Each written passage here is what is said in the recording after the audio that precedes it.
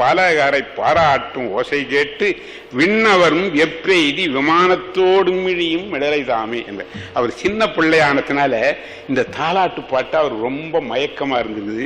அதை தேவர்கள் மேல ஏற்றி கற்பனை பண்றார். இவர் தயங்கி நின்று விட்டார், மேல நடக்காது, அத தேவர்கள் மேல ஏற்றி போற.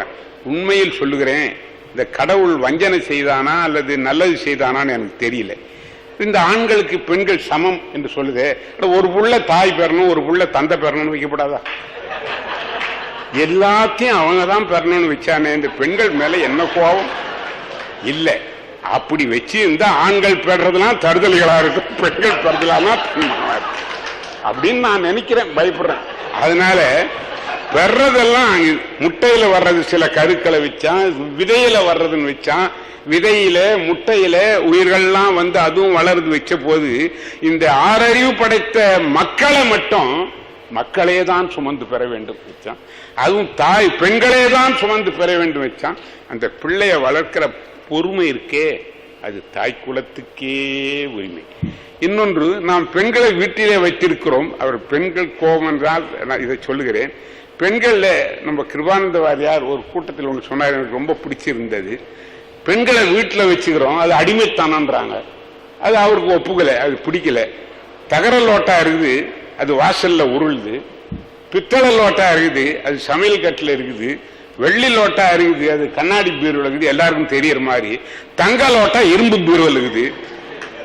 தகர லோட்டா வாசல்ல உருள்றதுனால அது சுதந்திரமா இருக்குது.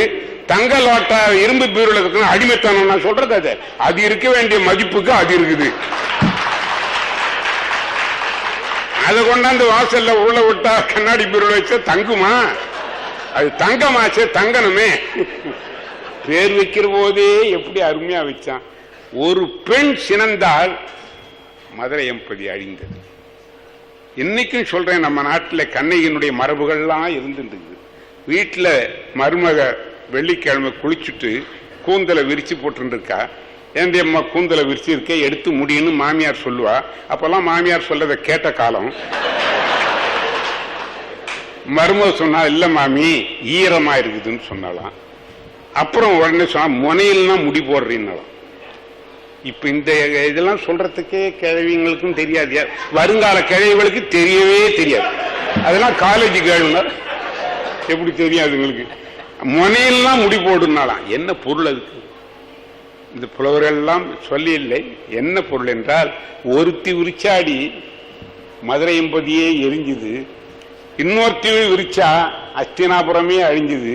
இன்னும் எது அழிகிறதுமா விரிச்சு இருக்கிற முனையில முடி போடு அப்படின்னு சொன்ன நாடு இப்ப எல்லாம் விரிச்சு போடுனாங்க. இந்த சினிமா காரியங்களை பார்த்து பார்த்து எல்லாம் அப்படி தொங்க விட்டுனாங்க.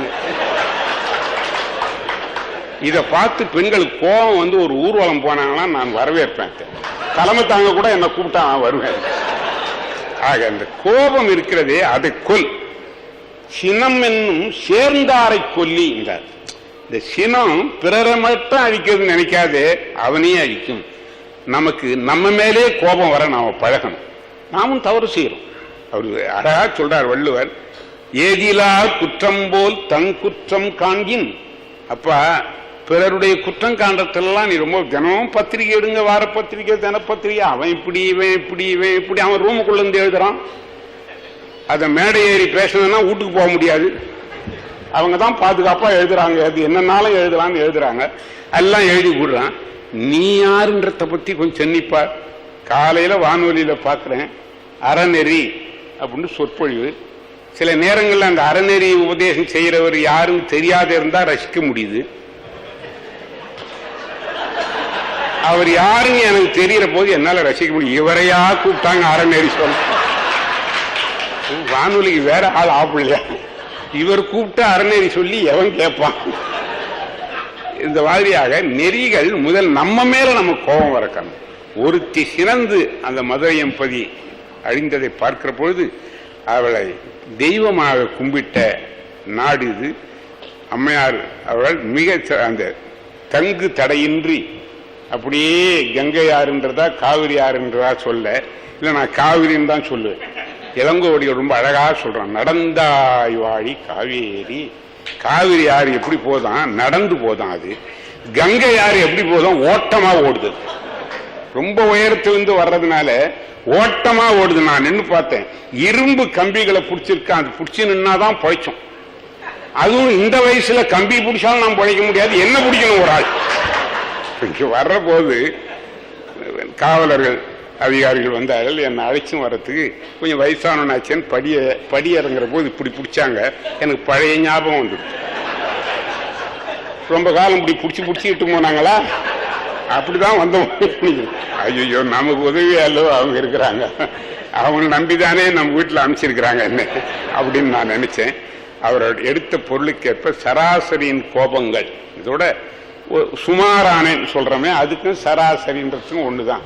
முழுமை பெறலேன்னு அர்த்தம். இன்னும் யாருக்குமே முழுசா கோபித்து கூட தெரியல. கோபிக்க வேண்டிய இடத்துல கோபிக்கவே நமக்கு தெரியலையே. கணவன் சினிமா படங்கள்ல பார்க்கிறோம், விளம்பரம் வருது, போங்க இது வாங்க, இது வாங்கியாங்க, என்ன வாங்கியாங்க, என்ன அதுல என்ன விசேஷம்? நான் உன்ன துவைக்கவா சொல்றேன், சமைக்கவா சொல்றேன், என்ன தானே வாங்கி வரேன். அது வேற சொல்றது இருக்கிறா போது மிச்சம்.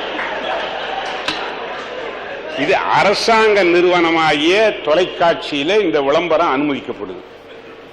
துவைக்கவா சொல்றேன், சமைக்கவா சொல்றேன், போய் வாங்கிவாங்க.